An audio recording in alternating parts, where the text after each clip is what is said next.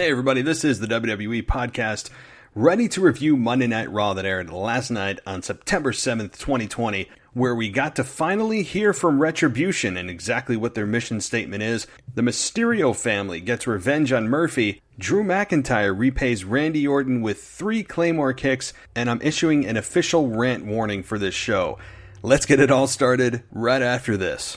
Are you in a position where you need to sell your home? Perhaps you're facing financial difficulties, or you're facing a foreclosure, a divorce, or maybe you're just relocating because of retirement. Maybe there are some other debt issues and you just need to sell your home. Well, here is a great solution for you. And that solution is Bright Realty Investment. They are a leading real estate solutions company, and their mission is to work hand in hand with all parties to handle every situation with the utmost professionalism and care. So if you're in a particularly stressful financial situation right now and you need to protect your credit, then don't waste another minute. Head on over to brightrealtyinvestment.com. That's brightrealtyinvestment.com. And when you go to the website, there's a really easy form you fill out. It's right at the top, and they'll get back to you immediately. So why wait? Don't let that divorce, that retirement, or other bad debt situation take control of your life. Take control back and head on over to brightrealtyinvestment.com where they can buy your house, protect your credit, and get your life back on track. Again, head on over to brightrealtyinvestment.com. Welcome to the WWE Podcast, the most passionate and authentic wrestling analysis on the web. We've got you covered with every Raw, SmackDown, and NXT show, giving you a no bullshit opinion. We know you love wrestling. We do too. So let's get this show underway. And that's the bottom line. What? 'Cause Stone Cold said so.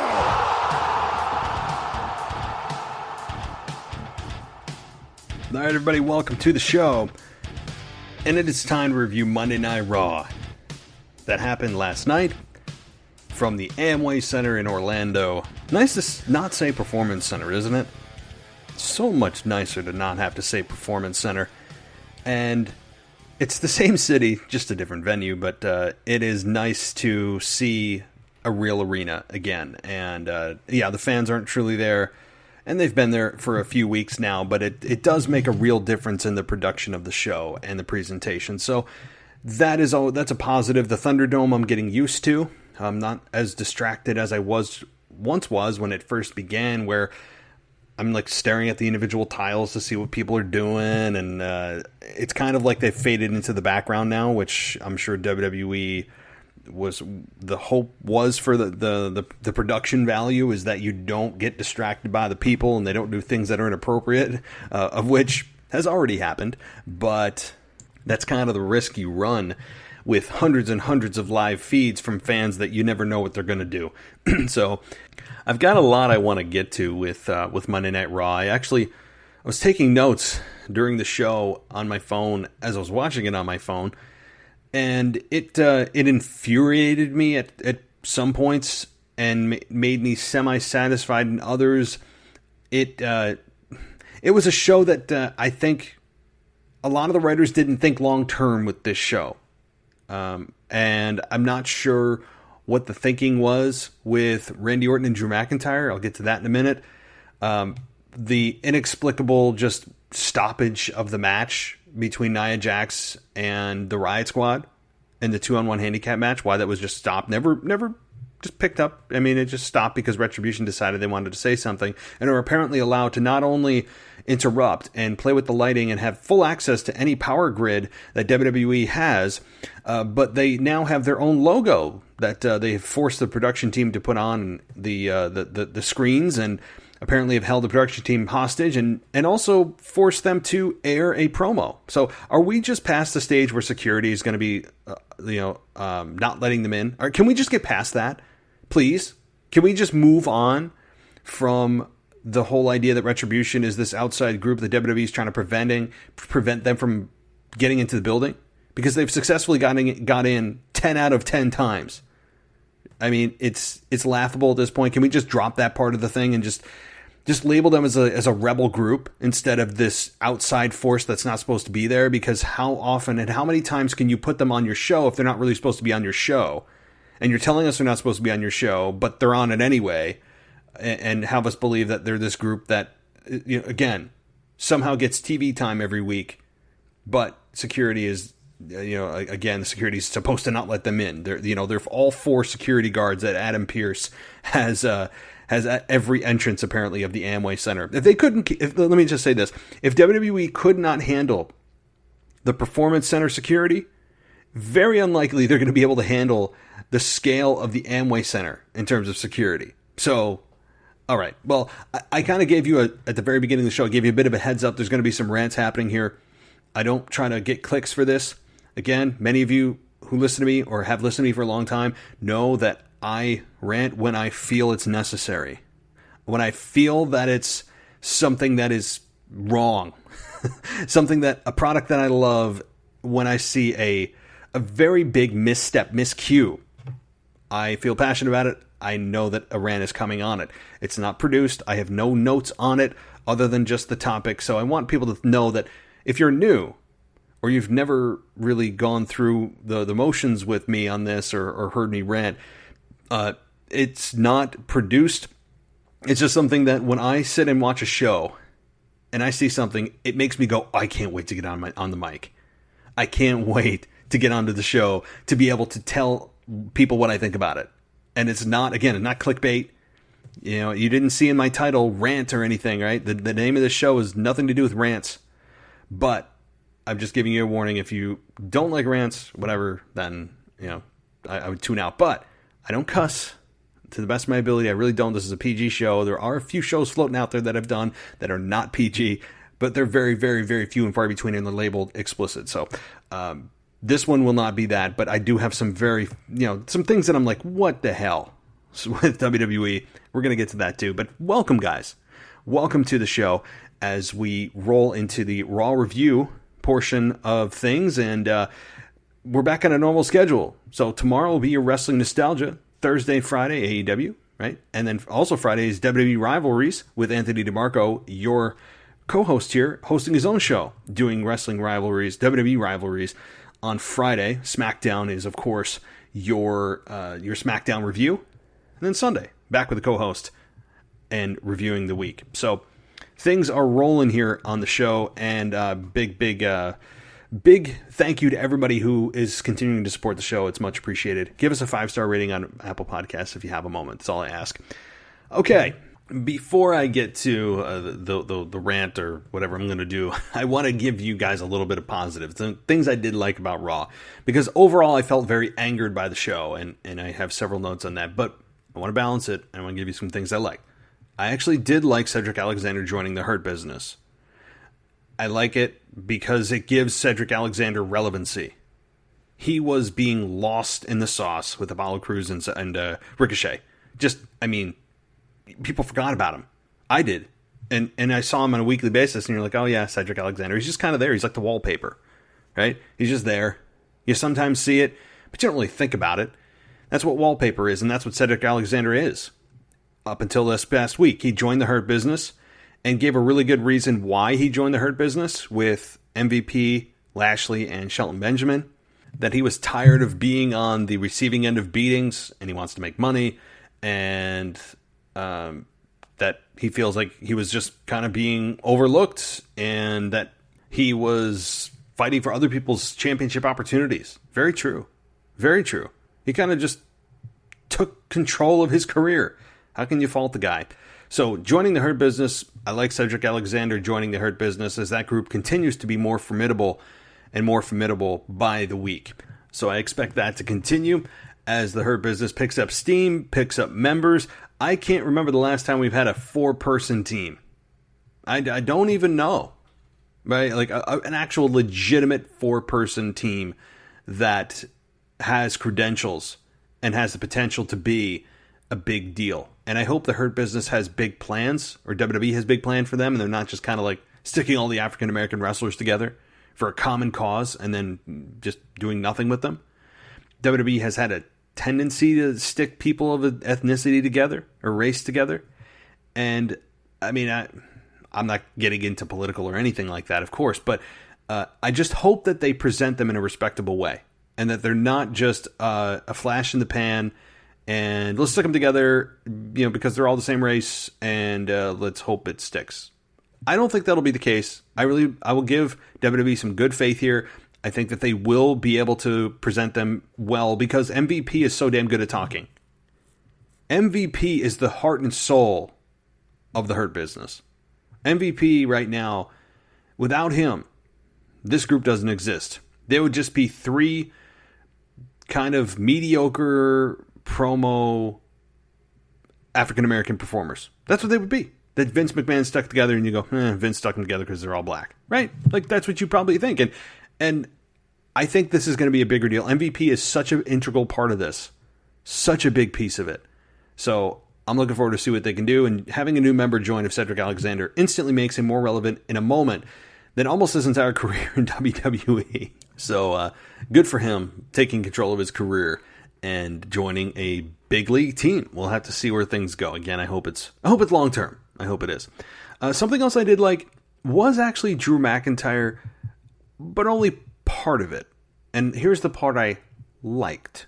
The part I liked was Drew McIntyre doing tit for tat on Randy Orton, coming back after a 2-week absence. Well, really a 1-week absence because he only took last week off, but it's been 2 weeks since we've seen him. And strategically throughout the night, doing exactly what Randy did to him, but with the Claymore instead of the punt kick. I like that. I also like that Keith Lee didn't take a loss from Randy Orton, although it would have been, to me, warranted. Take a clean loss from Orton. No shame in that. Right? I'm glad that, though, they didn't just decide to, Keith Lee's got a victory over Orton. Let's see if he can make it 2-0. Make an even bigger statement by having him beat him again or something like that. No, Randy Orton had that match won, and that's when Drew McIntyre delivered the first Claymore. And Keith Lee just seems to have a habit of anytime he gets RKO'd rolling out of the ring. It happened last week in the triple threat. It happened this week in the one-on-one. I hope that Keith Lee and Randy Orton separate themselves for a while, though. I'm not keen on seeing Keith Lee at this level so quickly. We all know he's capable of it, but for those that don't know or haven't seen him before, they're probably like, why is he immediately shooting himself to the top? Like, why is he doing that? Why is he instantly getting to work with one of the greatest of all time and one of the hottest heels in the company? And to which I would say, who knows? I mean, it's just WWE trying to make a good impression on fans and send the message to fans that this guy's going to be a big-time money player. And that's fine. I understand the message, but I think we've got it. Like, okay, message received. Let's move on, Keith Lee, to another opponent. I'm not saying in the undercard. I'm saying, like, United States Championship level, right? That's where I think he should be living right now and work his way up to the main event to win the championship, right? That's just my thinking. I know some of you are like, but Keith Lee, I've been watching him. He deserves... Yeah, but that's you. That's to people who have been watching him religiously in NXT, know his backstory. But for those that watch Raw and SmackDown, most people watch just Raw and SmackDown and either glance at NXT, maybe read about it, but most don't watch all 3 all the time. They just don't. Look at the ratings. I mean, it's double for Raw and SmackDown that it is in NXT. So the ratings and numbers bear it out. So if you're going to present this new character to fans that have never seen him or have maybe seen him or have kind of seen him, you need to make a big impact. That's what they're doing, and I get it. But this big impact has to kind of wean off, and you need to position him in a way that he can live in a certain place for a while. He doesn't need to shoot to the top right now. Don't do Roman Reigns. For God's sakes, please. That's what I'm afraid of with Keith Lee. But, well, I mean, again, he's not in title pictures yet, but I would like to see him in a program that's actually going to go somewhere. Anyway, so I liked Drew McIntyre's tit for tat. I liked the psychology behind that, and I was concerned. I even wrote a note that his first Claymore, that's all he did. And I wrote down, I was like, what? After everything Randy Orton's done, one move is okay. One move is justice. And I'm like, what? That's all he's going to do? And he just kind of stands there and he's like, oh, came... I think Michael Cole said he came what he did what he wanted to do, and now he's leaving, or something along those lines. I'm like, that's all he wants to do, though? I mean, I don't know. I was very angry the fact at first that he only delivered one kick and he was actually going to get out of the building. So bravo to WWE for the psychology there of the 3 kicks for the 3 kicks. I like it. So, I mean, honestly, that may be where things start to move downhill for me here. And actually, let me start with something neutral, because this has never been explained to me, so I'm not going to go right to the bottom here. Adam Pearce. Where the hell did this guy come from? What? Most people don't even know who he is until he just took control of several situations backstage a number of weeks ago. I remember he was at the forefront of Daniel Bryan and was it Daniel Bryan and AJ Styles who were in the SmackDown Intercontinental Championship tournament, and they were talking about how one of them, AJ, is going to take a bye and Bryan's not. And I think Adam Pearce was the one who decided that that Bryan could do it if he wanted, but he chose not to, and that AJ Styles could indeed take a bye if he wanted. I believe that's the first time I saw Adam Pearce on a weekly basis, a number of months ago. And ever since then, he's appeared in like the Fiend segments. He's just loves ambulances. I mean, how many ambulance rides have we seen in WWE over the last, my God, month? How many people have taken ambulance rides from Big E to the Fiend? Did Braun Strowman take one? And then we had this past week with Randy Orton, Drew McIntyre. So people they should just have an ambulance at the ready. And they seem to in the arena. It's just crazy the amount of ambulance rides they've done. And so that's kind of where again, Adam Pearce, what is he? Is he the de facto GM? He's kind of running things backstage, but why? It's like they've thrown a GM in there without us knowing, or kind of under our noses, like, oh, okay, he's in charge because he's an official. They call him an official. So he's management and running things. Well, I don't know. It's like they've sneakily put back a general manager on Raw. And I don't hate it. I don't hate it. I don't know how to feel about it, which is why I'm saying it's neutral. I'm not down on it. I'm not up on it. I'm just kind of like, And they're trying to, I guess, fill in some of the holes for the stories of how things come together by having kind of an unofficial general manager of the show. Adam Pearce I don't know what his role is going to be long term. I don't. But I guess in some instances you need management there to fill in gaps or to make things work for the next step of the story. So, fine. I mean, Adam Pearce was trying to kick out Drew McIntyre all night. Fine, I guess. I mean, he kicks out Drew McIntyre, but then lets in Retribution. Like, what? Like, I don't understand this. How does he let Drew McIntyre, the Retribution, in on a weekly basis?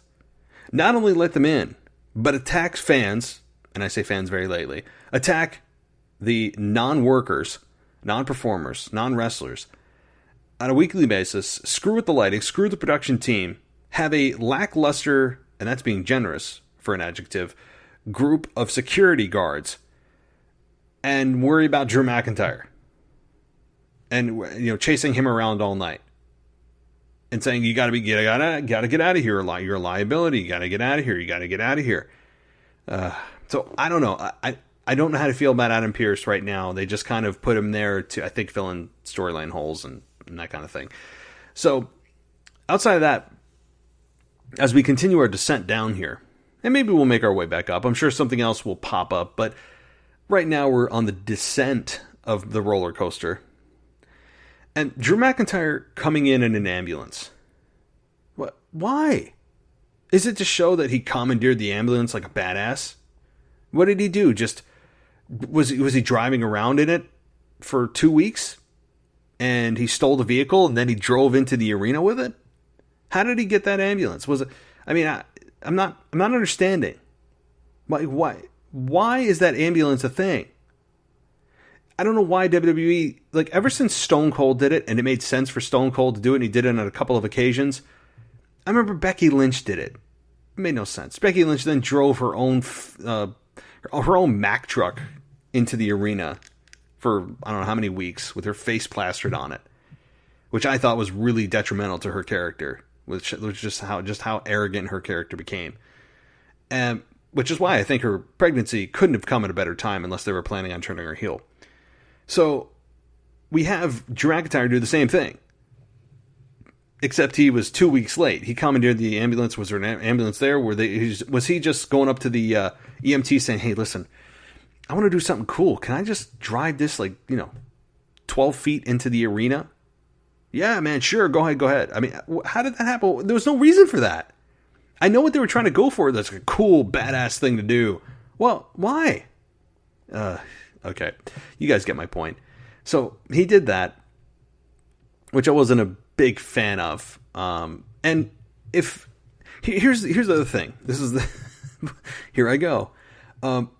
WWE officials and Drew McIntyre himself and Randy Orton himself have said that Drew McIntyre suffered from a fractured jaw from Randy Orton. Now, when you guys look at those 3 kicks, which they've replayed over and over and over, that Randy Orton delivered to Drew McIntyre 2 weeks ago on Raw, would fractured jaw be the first thing that comes to your mind? No, that's not mine. That's not the way my head works. When I see somebody get literally kicked in the head, I understand. I'm living in kayfabe land, folks. I'm not living in that he actually kicked him in the head. But if that were to actually happen and it was truly a kick to the head like that, do you think a fractured jaw would be the first thing that you'd be concerned about, or was the most likely injury? No.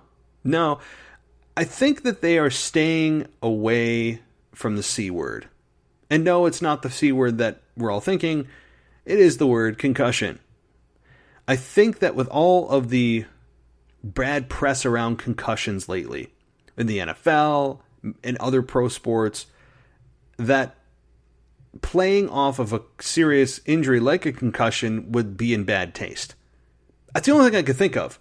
Because if Drew McIntyre truly had a fractured jaw, number one, a lot of times they wire your jaw shut. Not all the time, but that's one of the treatments. And if you had a fractured jaw, he shouldn't be talking normally, talking normally, and doing everything he does, not looking any different. There's not a whole lot you can do for a fractured jaw, I understand that. But it just seems kind of like they're avoiding saying the word concussion. Why are they not saying the word concussion? Because that is the most likely injury from someone kicking you in the skull. That's what Randy's been doing. He hasn't been kicking people in the face. There's a difference. I know I'm nitpicking here, but am I the only one that's like, what the hell are you talking about, a fractured jaw? Is it possible? Yeah. But it's not nearly at the top of the list. Why Drew McIntyre should have suffered a concussion. Concussion. Say it. Say it with me, folks. That's what it should have been. But they're focusing on his jaw for whatever reason. Makes no sense. Because how are you supposed to play that out, that Randy Orton is going to target the jaw of Drew McIntyre at the Clash of Champions Gold Rush pay-per-view? I don't know. I just don't get it. It just doesn't make sense to me. But fine, we'll go with the at least they got the part of the anatomy correct. It's on the head. If they were to say he suffered a serious shoulder injury from 3 punts to the skull, I mean, that would have been insanely stupid. But fine, I'll go with it. I just don't know how they're not even addressing the concussion part. Makes zero sense. You're listening to the WWE Podcast. We'll be right back after this short break. Are you in a position where you need to sell your home? Perhaps you're facing financial difficulties, or you're facing a foreclosure, a divorce, or maybe you're just relocating because of retirement. Maybe there are some other debt issues and you just need to sell your home. Well, here is a great solution for you. And that solution is Bright Realty Investment. They are a leading real estate solutions company, and their mission is to work hand in hand with all parties to handle every situation with the utmost professionalism and care. So if you're in a particularly stressful financial situation right now and you need to protect your credit, then don't waste another minute. Head on over to brightrealtyinvestment.com. That's brightrealtyinvestment.com. And when you go to the website, there's a really easy form you fill out. It's right at the top, and they'll get back to you immediately. So why wait? Don't let that divorce, that retirement, or other bad debt situation take control of your life. Take control back and head on over to brightrealtyinvestment.com, where they can buy your house, protect your credit, and get your life back on track. Again, head on over to brightrealtyinvestment.com. Welcome back to the WWE Podcast. Let's get back to more great wrestling audio.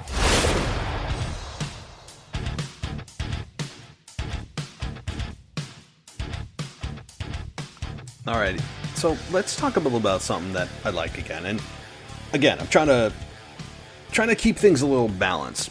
One thing I actually did like, and many people are kind of putting this one down, is the Mysterio family. Mysterio family that just continues to grow in its number of members and on-air presence every week, with not just Rey Mysterio and Dominic, but also Rey Mysterio's wife, Dominic's wife. I get it. I understand it's a family beatdown this week as Dominic faces Murphy in a street fight. And look, do I like that Dominic is able to just basically go toe-to-toe with anybody right now in WWE, go toe-to-toe with Seth Rollins, beat Murphy, beat Seth Rollins last week?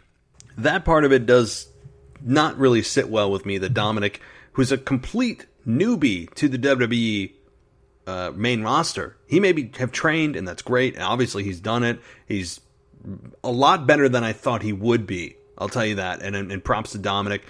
It's nothing against Dominic as a performer, as a wrestler, but to have him come in and immediately be able to go toe-to-toe with one of the greatest in WWE right now, like Seth Rollins, is an insult to my intelligence. I'm not saying Dominic's not going to be a great wrestler, that he's not going to, possibly main event one day. I'm not saying that.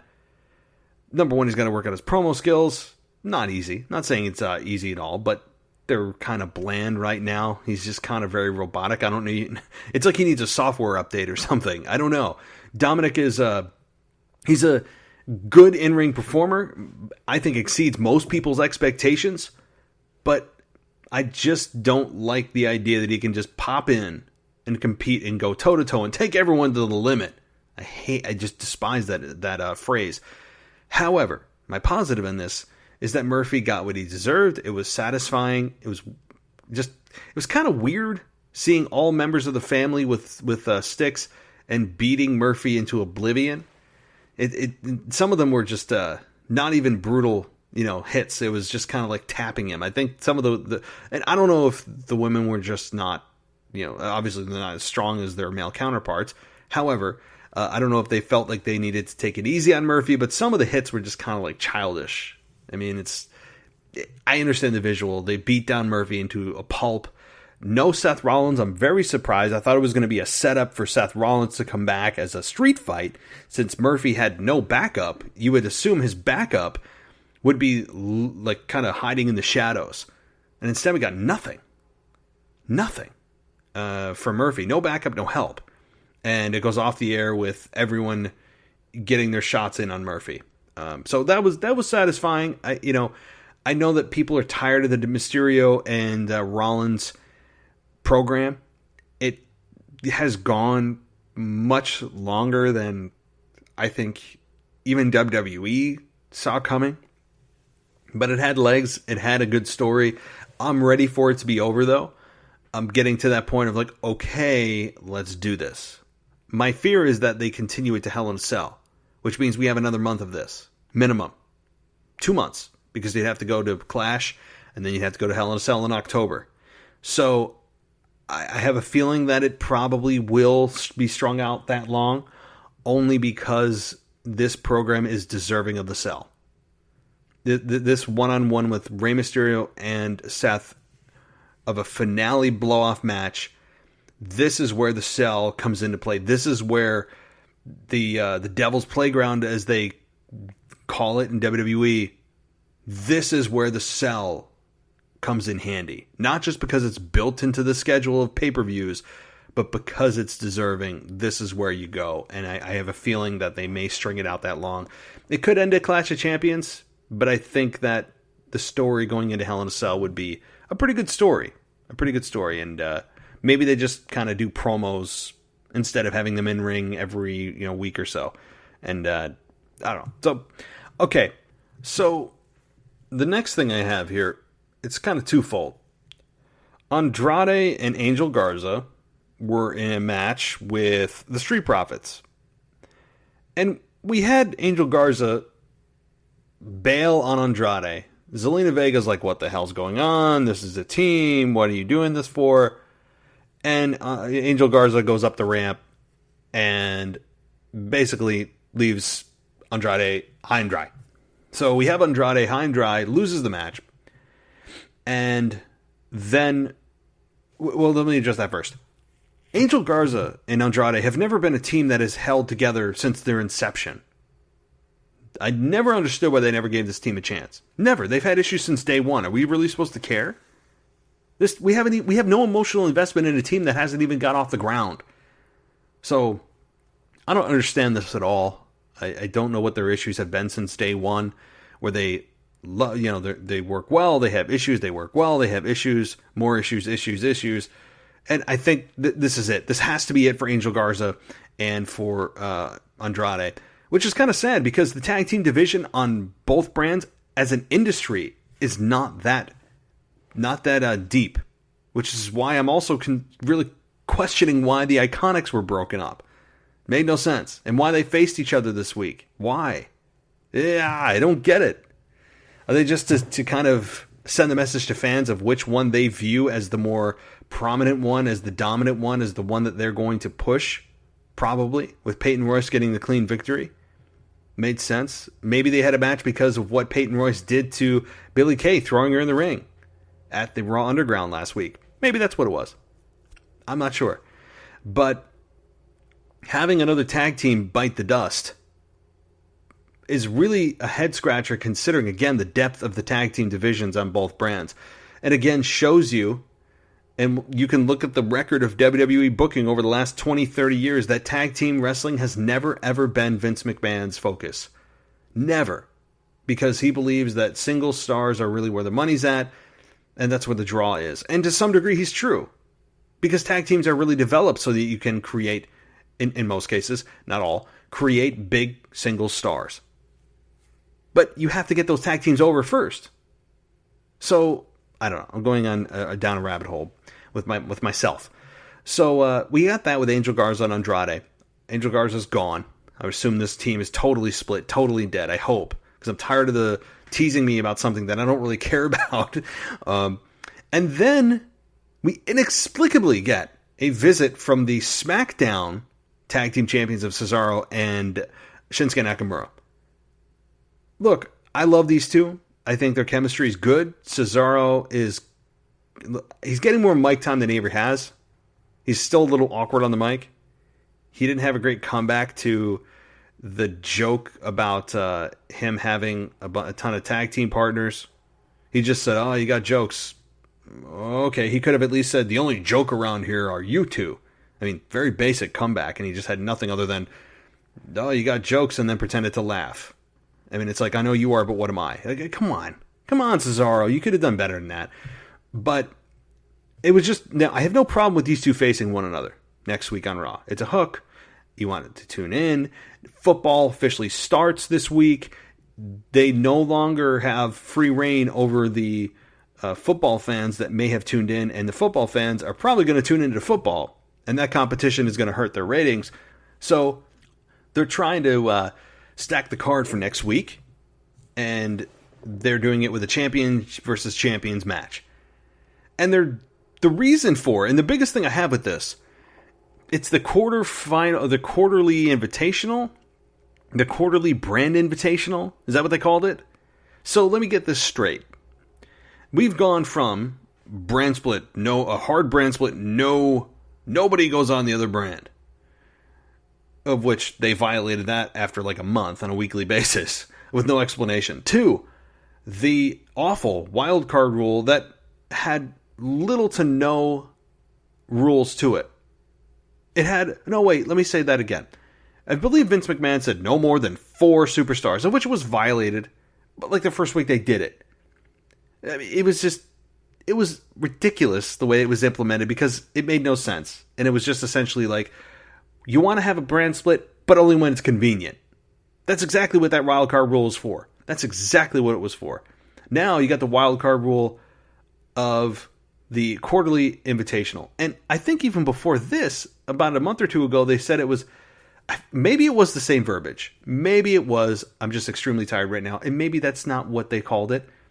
But they had something along the lines of only X amount of times per year you can have somebody come over from another brand. So maybe that's what it was. Maybe it was 4 times a year, which would make sense since it's quarterly. Okay, maybe I answered my own question. But now it's the quarterly brand invitational. So how does this work? How does the quarterly brand invitational work? Are we just supposed to think, well, quarterly, okay. If it's quarterly, that means that we're in quarter, I don't know what quarter it is to WWE right now. If you're on the calendar year, then it is I think we're in the, no, we're in the third quarter right now, the end of the third quarter. If we're at the end of the third quarter of 2020, then that would mean that we can't see somebody else for another 3 months. But how much you want to bet that the quarterly invitational is not adhered to and abided by? I would bet you my house. I really would. I would bet you my house that WWE doesn't stick to this. I don't know why why they even have a brand split at this point. Why bother? Why bother? And why is brand loyalty such a thing? Just wait. Don't worry. Survivor Series is coming up, folks, and you will have the most heated rivalries simply because of the color of your brand. That's coming. That's coming. Put all rivalries aside. You got kicked in the skull by Randy Orton and he attacked your family. Guys, listen, take a breath. The brand is more important. Well, why? Well, it just is. Well, what do we win? Supremacy. Well, what does that mean? Well, we can say we have the superior brand. We have bragging rights. That's how the conversation would go. So I'm already beating down Survivor Series, and we've got 2 pay-per-views to go. So I just cannot stand the Survivor Series format of what it's become based on logic of like, how the hell are fans supposed to care? How do fans care about what brand they like? WWE. Whether you put NXT under it, you put Evolve under it, you put Raw or SmackDown, fans don't discriminate generally, especially between Raw and SmackDown. Raw and SmackDown fans are pretty interchangeable. If you go to NXT, you may say, I only like NXT and I watch Raw or SmackDown. Fine, there's a little more brand loyalty there. But it's all under the same company. It's all WWE. Oh, God. All right, I'm going off the rails. But this quarterly invitational, look, I'm looking forward to this match. It gives these 2 teams something new to do. And that is face one another. What's on the line? Again, nothing other than just it's tag team champions versus tag team champions. And I'm also glad that Shinsuke and Cesaro called out the antics that the Street Profits have been doing over the last several months of baseball and bowling and golf or whatever nonsense they've been doing that really hurt not just the show, but the team and the belt itself. It was just bad business all around. And I love how they called that out on air. That was awesome. That I'm very surprised that they allowed that to be on there, but I thought it was good stuff. All right, moving on to something else that just... I don't understand how championship matches are awarded in WWE. Does anybody have a tried and true formula? Beyond the Attack a Champion formula, which is it's a certainty. It's not even a maybe. I'm serious. I would bet you, I don't know how the hell you get this statistic. Almost impossible to dig up. But any championship match in which a championship match started with somebody attacking the champion, I would love to know that percentage of which that person got awarded a championship match. Like, so for example, I'm Joe Schmo. I walk in the door in WWE. I'm brand new. I attack, say not Braun Strowman. I attack Roman Reigns. I attack Sami Zayn and or Jeff Hardy, which I love Sami Zayn that he's back. So happy he's back, by the way. Haven't really had a chance to talk about that. Love it. But I attack one of those guys. What do you think's going to happen? They're going to pull me off of them. They're going to go, what the hell? And then I'm going to get a championship match. I would almost guarantee it. It's just such crazy logic how championship matches are awarded. Why am I asking this? Because my question to you guys is, how the hell did Mickie James earn a women's championship opportunity? How did that happen? How did Mickie James, a person that was used as a pawn against Natalya a couple of weeks ago, just to be disrespected by Seth Rollins going in the face of Samoa Joe on commentary to look for where's Rey Mysterio? That match was a joke. She was used as a pawn and background noise. To getting a women's championship opportunity next week on Raw against Asuka? Why? What is going on?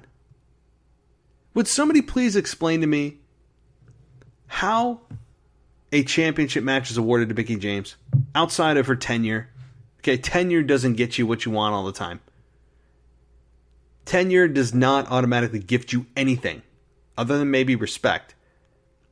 But Mickie James, who hasn't won a match, look, really, when's the last time Mickie James won a match? Yeah, I don't know either. So the fact that she's awarded a championship match with no explanation, zero, is really a head scratcher. So, I mean, I'm tuning in and I'm happy for her, but does anybody in this world think that Mickie James is going to win the women's championship? Yeah, the answer is very obvious there. Very. So, I don't get it. Explain to us how this happened. Was Asuka just in a good mood and she said, yeah, let's do it. And then the WWE officials were like, okay, let's make it official. How did this happen? No explanation. They still haven't given one for how Braun Strowman just filled in for Roman Reigns at WrestleMania. That still has not been addressed, and maybe it will be eventually. Although, I'm thinking with Paul Heyman at the helm and the special counsel to the tribal chief, that's the verbiage now that we're going with instead of the advocate language. When he was with Brock Lesnar, he's now the special counsel to the tribal leader, really playing on Roman Reigns' Samoan heritage. And that's fine. That's fine. That's a whole other topic. And SmackDown I'm actually really liking a lot more than Raw lately. But I don't get it. I don't get it. And if this is a simulated sport in which we're supposed to care about the championships, and it's simulated in the way that you're following how people are earning championship opportunities, this would be all over the map. Like, there is no clear-cut way to earn a championship match other than attack the champion, which is somehow just a guaranteed, surefire way to get your shot at the belt. That's all you have to do. So that moves us on to the handicap matches. Handicap matches used to be a thing where handicap matches were done rarely, and it felt important. And it felt like, oh my God, how is this person going to overcome the odds? Very, very, I remember a time, even in the 90s, that it was not often done. And this time we got two of them against the same two people. So Shayna Baszler was up first against the Riot Squad of Ruby Riott and Liv Morgan. And Ruby Riott, look, I will say Ruby Riott looks healthier. I think most of us agree that she looks a lot better in terms of just her health. She looks like she put on weight. She just looks healthier. There's no other way to put it. And I was worried because I said to myself, oh my God, here we go. Shayna Baszler is going to plow through these two. They're pawns. All this build that they've done for these two over the last several months is going to go straight down the drain, and they're used as foundation blocks for Shayna Baszler. I mean, remember what she did in the Elimination Chamber with Ruby Riott and Liv Morgan there? Steamrolled them. Natalya was in that one too. Steamrolled. And now we have Shayna Baszler lose. I'm okay with that because I think the alternative of having Shayna Baszler plow through these two would have been worse than having Shayna Baszler lose to these two. And it was done in a way of, what was it? You guessed it, the dreaded roll-up. The most devastating finisher of all time. The roll-up, fine. That's fine. Or sunset flip, I think, of some sort. So, fine. Shayna Baszler loses. It's just really a striking difference from where she was at the Elimination Chamber. Completely different vibe. I know she's in a tag team now. But she took out five other women, and two of which were in the handicap match. But I guess we're all supposed to forget that because we don't have memories as wrestling fans, as Vince would like to believe. Then we get Nia Jax, who was on her way to losing after she was laughing at Shayna Baszler, and we get interrupted by none other than Retribution. Retribution finally speaks. And it looks like we have some defined members. It looks like we have some defined members of the group, which is great because they kind of have gone from having a defined group to not having a defined group. And that was nice to see. So, what did Retribution have to say?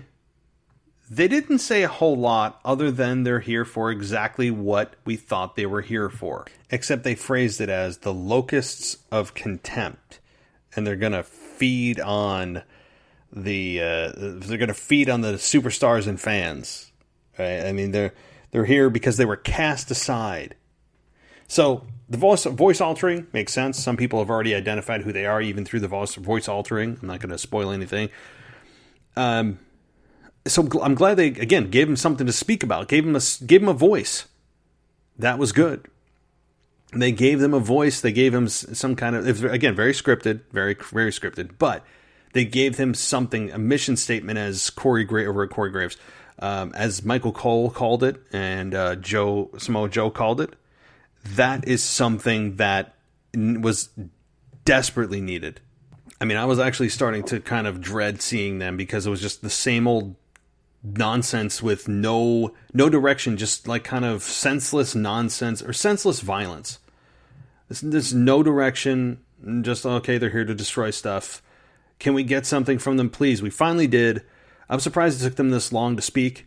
Maybe WWE didn't have a plan for them to speak. They just kind of like, let's do some hotshot angle. Let's do something. We'll figure out the details later. Feels like a lot of that was what they did because it took them how long to speak. I think it was Michael Cole who said, over the last month, they've been wreaking havoc. No. It's been longer than a month. I think it's been closer to 2 months that they've just been doing stuff, and we're all like, oh, okay, so, like, who are you? Are you not going to tell us? So we're just supposed to go, okay, they're here. Look out, everybody. So I'm glad they gave them something. It looks like there's a fine number of people in this group. Although that may change next week with 20 showing up, but at least for now, we got, 6 backstage, and kind of an old Shield type of promo where there was kind of grainy and dark. It felt very Shield-like. And so, we'll have to see.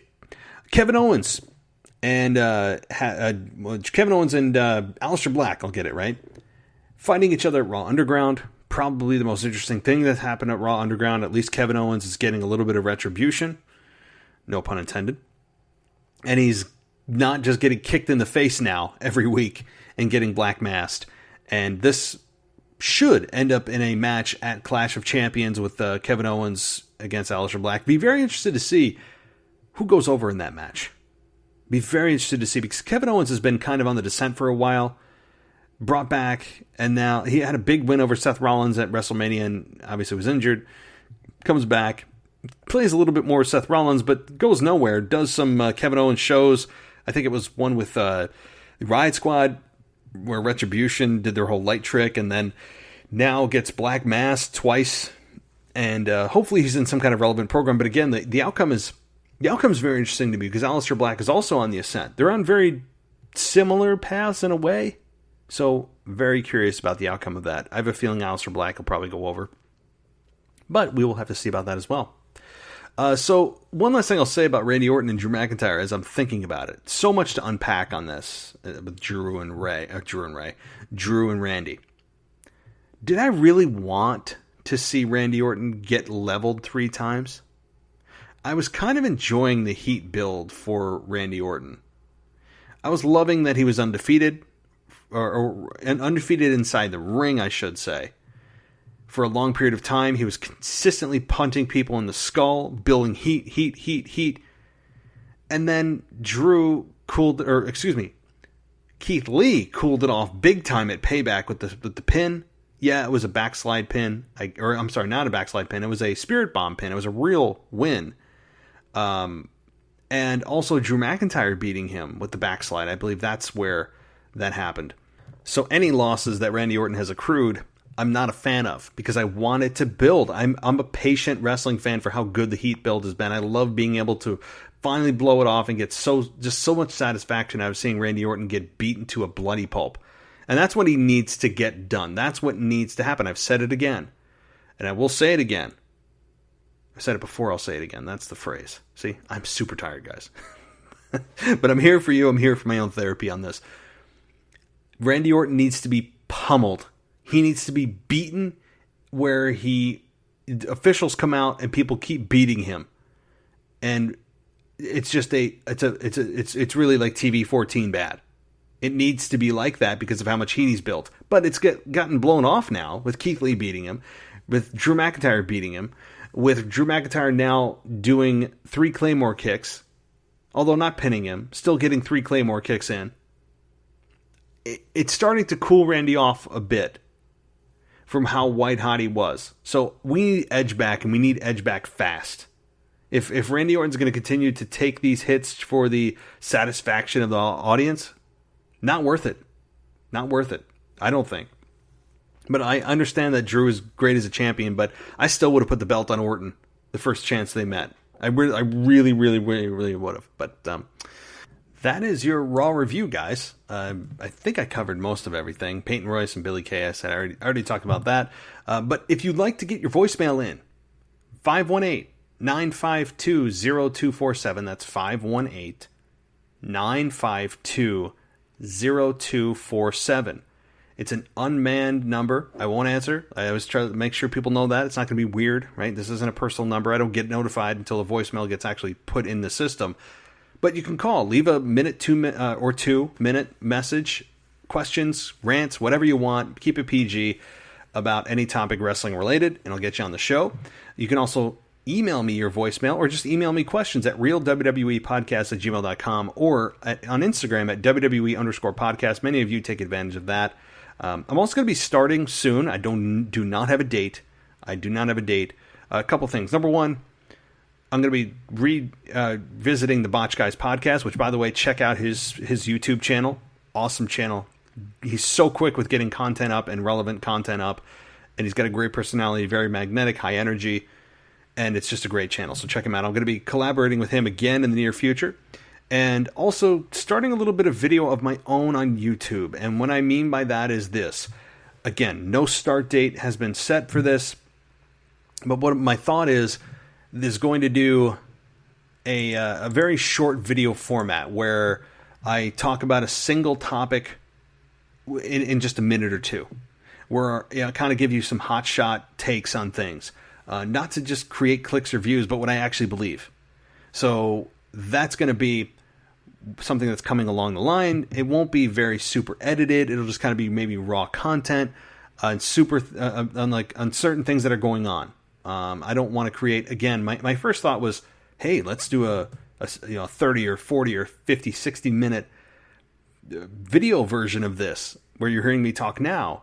But that's not exactly interesting. How many people are going to watch this for 60 minutes and I'm just doing the same thing you could do and you could listen to me on audio? It's not that interesting.